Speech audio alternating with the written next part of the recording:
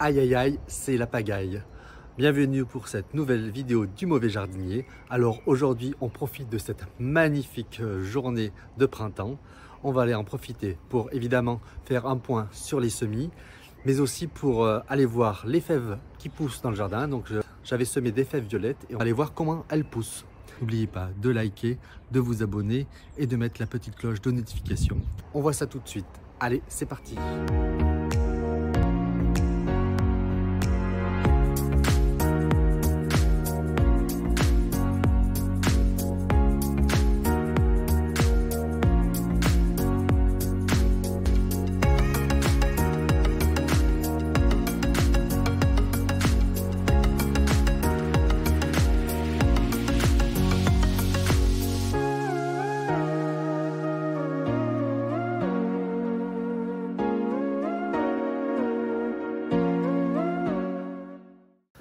Alors ici c'est ma jardinière dans laquelle j'ai fait pousser pendant l'hiver des pieds de fèverolles.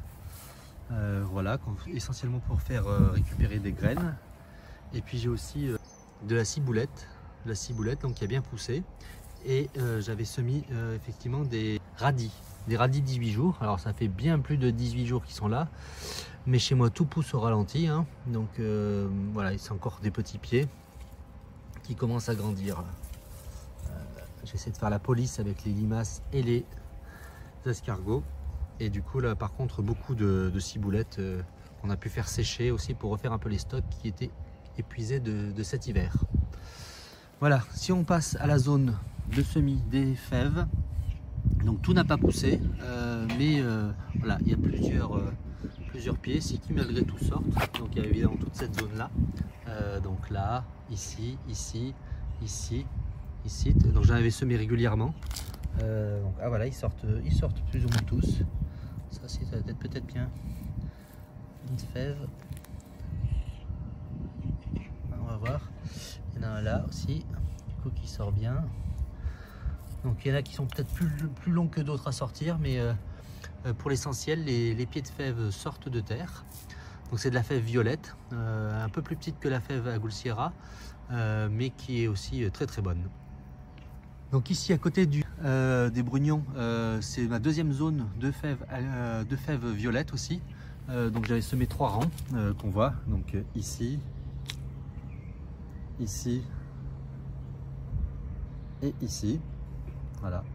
Donc elles ont pas mal poussé, hein. Il n'y a pas eu beaucoup de graines qui n'ont pas germé. Il y en a peut-être 2 ou 3, pas plus.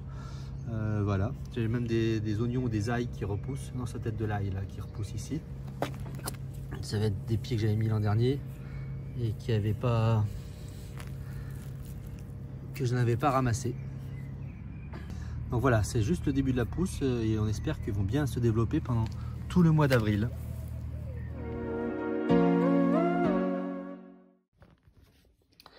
Alors, on va faire un petit tour des semis et de l'évolution. Donc là, ça c'est la fameuse petite barquette où j'avais semé différentes graines.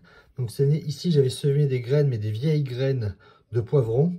Et pour le coup, visiblement, c'était des mauvaises graines, puisqu'il n'y a strictement rien qui a poussé. Aucune graine de poivron, il y a juste une graine de tomate, mais sans doute une graine du composteur. Alors là, du coup, là, par contre, j'ai effectivement plusieurs tomates qui ont poussé, de nombreuses tomates. Donc ça, c'est des tomates rondes. Donc je les mettrai en pot et puis je les indiquerai comme telles. Tomates rondes que je vais faire pousser en pot séparé. Là, elles sont assez grandes pour être remis en pot séparé. On a même des beaux petits pieds là qui commencent à faire des feuilles de tomates.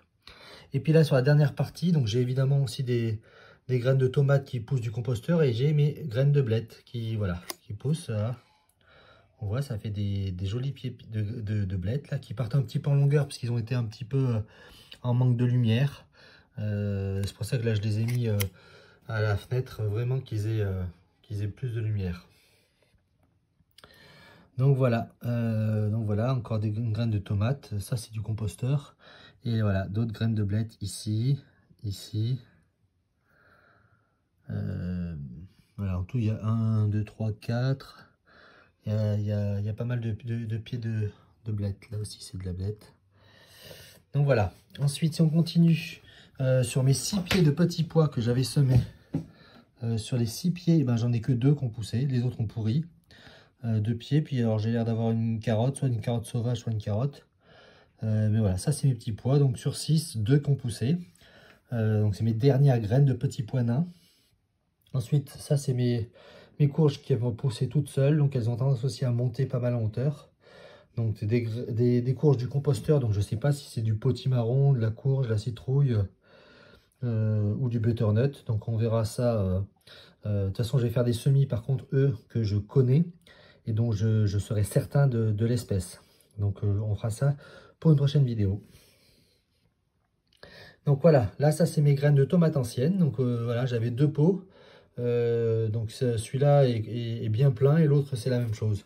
Donc beaucoup de graines de tomates anciennes. Donc c'est pareil, je ne sais pas si ça fera vraiment des tomates anciennes, puisque l'an dernier ça m'avait fait plutôt de la tomate dégénérée, soit de la grosse tomate mais rouge, soit de la tomate un petit peu, ouais, je dirais dégénérée, parce qu'elles étaient vraiment pas très belles et pas très grosses. Pareil, donc là ça c'est un pied de tomate qui a poussé spontanément dans le composteur. Du coup, vu qu'il est tout seul dans son pot, ben, je l'ai laissé. Ça, ce sont mes graines de céleri rave. Donc, céleri rave, j'avais 4 pots, je crois, 4 ou 6 pots. Je crois que c'est 6 d'ailleurs. Donc là, j'en ai mis 2 ici et j'en ai 4 autres en bas, mais ils sont pareils, ils sont bien remplis. Là, je les ai tournés pour qu'ils aillent chercher le soleil et qu'ils se redressent. Ensuite, j'ai mes graines d'oseille. Alors, oseille, j'ai ça, mais je suis pas sûr que c'est de l'oseille. Donc, on va surveiller, mais à mon avis, les graines d'oseille n'ont pas poussé. Par contre, là, j'ai des graines de chou-cabu. Alors, chou-cabu, pardon. Hop, le chou-cabu. J'avais semé 6 pots. Et du coup, j'en ai 5 qui ont poussé. 1, 2, 3, 4, 5. Donc, ils sont plus ou moins beaux. Hein. Voilà, je les ai dédoublés. Hein, parce qu'ils étaient dans des... Non, j'avais fait 2 pots avec 9 graines à chaque fois. Donc, du coup, voilà. Au final, j'en ai récupéré 6 pieds. 1, 2, 3, 4, 5, non, 5 pieds. 5 pieds, parce que le dernier, celui-là, pardon, c'est un chou-fleur. C'est un chou-fleur. Sur les choux-fleurs, j'en ai qu'un seul qui a poussé. Donc voilà. Voilà le résultat de la pousse. Donc 4 pieds de chou-cabu et 1 pied de chou-fleur. Et pareil, dernier, un pied de courge dont je ne sais pas exactement de quelle espèce c'est. Après avoir la feuille, j'arriverai à déterminer un petit peu le type de l'espèce avec l'habitude, mais pas pour le moment, c'est encore trop petit. Et voilà pour le petit tour de ces graines. On va aller voir la suite après. Voici un suivi des semis, maintenant que nous arrivons fin mars. Alors, depuis la quinzaine de jours, quelques changements. Évidemment, certains semis trop à l'étroit dans leur pot ont été dédoublés et d'autres attendent de l'être, hein, vous allez voir. Et puis, il faut aussi parler de ce bac là où j'avais mis donc les épluchures de patates douces. Donc, comme vous voyez, il y a plein de choses qui poussent, mais il n'y a pas de patates douces. Donc j'en ai remis d'autres parce que j'avais le doute que mes épluchures soient restées dehors et pris le gel, donc ce qui est bien possible. Donc du coup forcément c'est pas la meilleure méthode pour voir si cela fonctionne bien. Donc voilà, je vois que j'ai des petits pieds de tomates du compost qui poussent, hein, je vais en avoir pas mal des pieds de tomates. J'ai aussi d'autres, peut-être des blettes ou des betteraves. Et puis de la bourrache, on reconnaît bien, c'est toujours assez facile à reconnaître.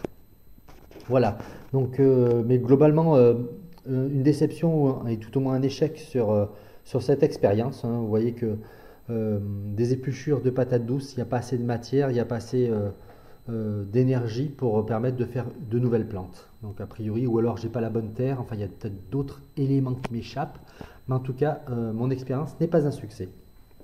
Voilà, si on retourne à mes courges, donc mes courges qui avaient poussé spontanément, hein, elles commencent à faire de belles feuilles, hein, des beaux pieds. Ils étaient un peu montés en hauteur, comme cela, parce qu'il manquait de lumière.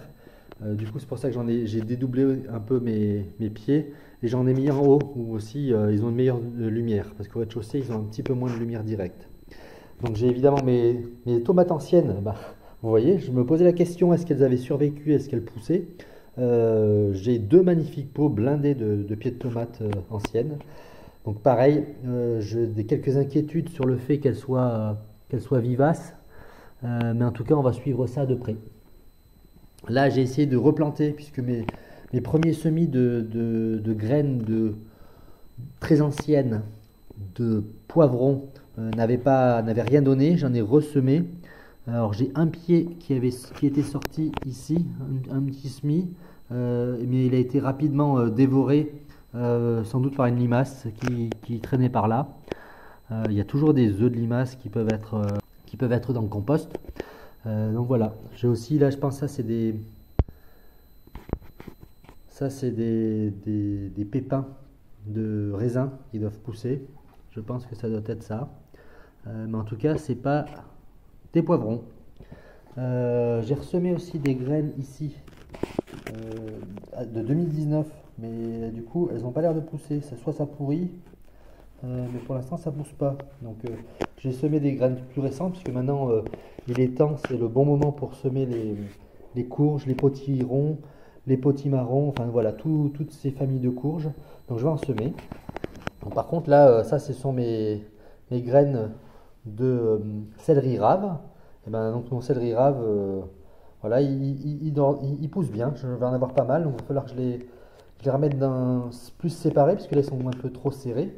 Donc il va falloir que je vais peut-être attendre qu'ils poussent un petit peu plus, qu'ils se renforcent parce que c'est très fragile.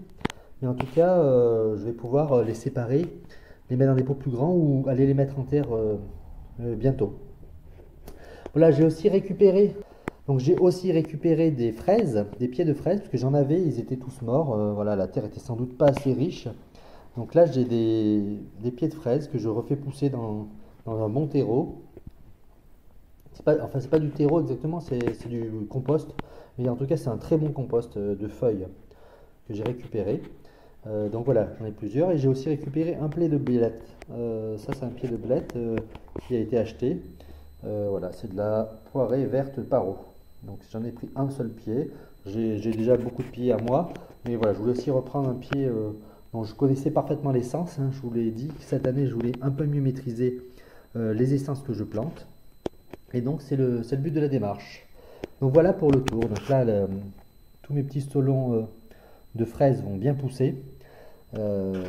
Et puis, du coup, on va les regarder faire quelques feuilles avant de les remettre en terre. Dans un endroit, j'ai prévu de les mettre dans un endroit un peu à l'ombre. Parce que du coup, en forêt, naturellement, les fraises poussent un petit peu à l'ombre.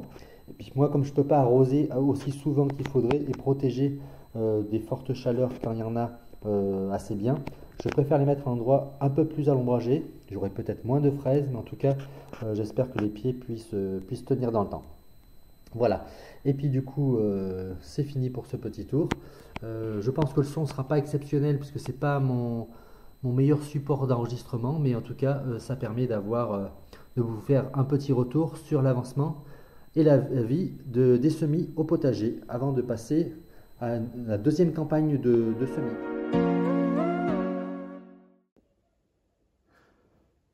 Donc voilà, je vous en avais parlé, j'ai décidé d'arracher un petit peu tout ce que j'avais dans le jardin parce que voilà, j'ai beaucoup de choses qui ont dégénéré. Donc, par exemple, les carottes, bon, il y a des carottes qui ressemblent à des carottes. Ici, la forme est un petit peu particulière, éclatée. Et on va dire on peut appeler ça une carotte. Et donc, on a des carottes un peu toutes les formes. Alors ça c'est assez blanc, donc je pense que c'est plus une carotte. Donc c'est une carotte sans doute dégénérée. Faut que je regarde, je vous ferai un retour en commentaire de savoir si c'est mangeable ou pas du tout, ou s'il faut jeter. Mais voilà, ça explique pourquoi je voulais faire un grand ménage dans le jardin, à force de laisser tout partir dans tous les sens sans avoir contrôlé un petit peu les souches d'origine, c'est-à-dire avoir mis des souches, potentiellement j'avais des choses qui venaient du commerce dans mes semis, et donc potentiellement des choses qui étaient de type F1, donc pas reproductibles, et du coup d'où les problèmes de déshybridation lorsqu'on sème. On a des choses dégénérées, donc soit des choses qui sont gros mais qui ne sont pas mangeables, Donc voilà, ça fait partie. Donc il y a des petites carottes, des plus grosses carottes. Et l'idée, moi, c'était de tout arracher pour repartir sur quelque chose de plus contrôlé. Et voilà, qu'on puisse amener des espèces reproductives. Regardez, celle-là, c'est une belle main. Coucou les amis. Moi, j'aime beaucoup. Une belle petite carotte. Coucou les petits amis. C'est une belle petite main. Par contre, c'est bien orange, donc ça semble être une belle carotte. Sauf qu'elle est moche. Ça, c'est ça les légumes moches. Hop. Évidemment, encore des carottes. Ça, c'est une carotte normale. Donc voilà, il y a des carottes petites, des carottes sauvages. Un peu tout ça. Et donc, je vais faire le grand ménage en jardin pour repartir sur de nouvelles bases.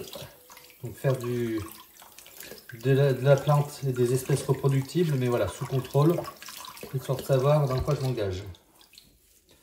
Donc hop, pour les carottes c'est bon. Encore quelques carottes. Voilà. Donc voilà, hein, lorsqu'on déshybride, ben voilà, il y a 50% de déchets et rien de bon. Soit c'est des petites carottes peu productives, soit c'est des grosses carottes mais sauvages. Donc on a tout ça. Alors évidemment, je trouve toujours des topinambours un peu partout dès que je ramasse quelque chose, je trouve des topis. Donc ça participera de la soupe.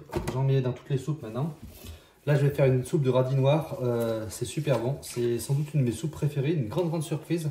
Je vous mettrai peut-être la recette parce que soupe de radis noir, je vous recommande chaudement. C'est vraiment délicieux. C'est vraiment un super goût.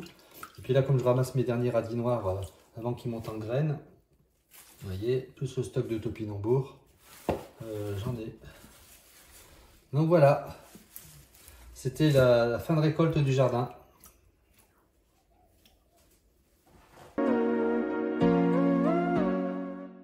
Je voudrais faire un petit rappel sur la chaîne. Voilà, c'est peut-être la première fois que vous venez sur la chaîne et je voulais vous rappeler la philosophie, la manière de fonctionner de cette chaîne. Donc la chaîne du mauvais jardinier, elle porte bien son nom. Sur le mauvais jardinier, on ne fait pas, on tente, on expérimente des techniques de jardinage biologique. On fait de la permaculture ou tout au moins on teste les approches de type permaculture, de type biologique, de type jardinage sans travail du sol. Bien évidemment, le contexte c'est que je n'ai pas de temps, je suis actuellement en activité, donc j'ai pas beaucoup de temps à consacrer au jardinage. Donc toutes ces approches, je les teste, je les expérimente de manière totalement autodidacte. Et donc du coup il y a beaucoup d'erreurs. L'idée c'est de vous faire bénéficier de mon expérience, de voir que toutes les belles théories parfois ne marchent pas si bien que ça. Les limaces peuvent faire des ravages, mais il y a des manières aussi de compenser.